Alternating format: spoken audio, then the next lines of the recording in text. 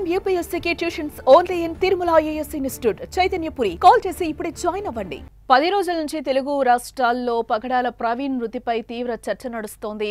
తూర్పుగోదావరి జిల్లా రాజమహేంద్రవరం సమీపంలోని కొంతమూరు వద్ద గత నెల 24న రాత్రి ప్రవీణ్ చనిపోగా పోలీసులు ప్రమాదం అంటే క్రైస్తవ మత పెద్దలు హత్య అని అనుమానిస్తున్నారు.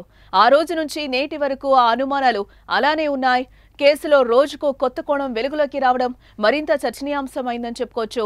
ప్రస్తుతం పగడాల ప్రవీణ్ కు సంబంధించిన సంచలన సీసీ ఫుటేజ్ ఈ కేసును ఆసక్తిగా మార్చింది.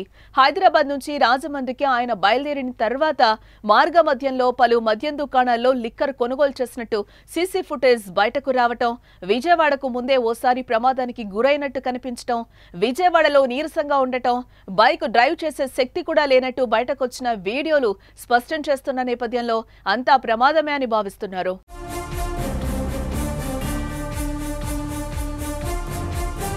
కానీ క్రైస్తవులు మాత్రం వాటిని నమ్మడం లేదు. ప్రమాదం కాదు, హత్య అని అంటున్నారు. చివరికి సీసీ ఫుటేజ్ కూడా ఫేక్ అని కొట్టిపారేస్తున్నారు.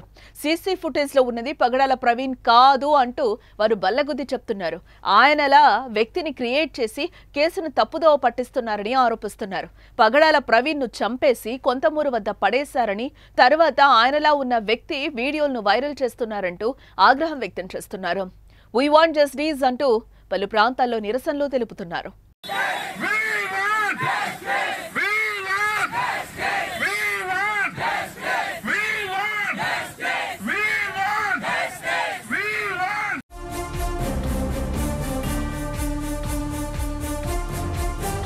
మరోవైపు పోలీసుల విచారణ కీలక దశకు చేరింది. సీసీ ఫుటేజ్ లో సేకరించిన ఆధారాలను పోలీసులు విశ్లేషిస్తున్నారు. ముఖ్యంగా విజయవాడలో ఆయన 3 గంటల పాటు ఎక్కడ ఉన్నారనే చిక్కుముడిని విప్పేందుకు విజయవాడ, రాజమహేంద్రవరం పోలీసులు సంయుక్తంగా దాదాపు 300 సీసీ కెమెరాల ఫుటేజీలను క్షుణ్ణంగా విశ్లేషించారు.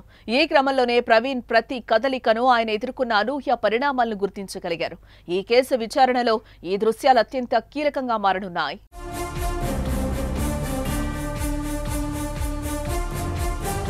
ఈ కేసులో అత్యంత కీలకంగా ఉన్న పోస్టుమార్టం రిపోర్టు కూడా త్వరగా వచ్చే అవకాశాలు కనిపిస్తున్నాయి.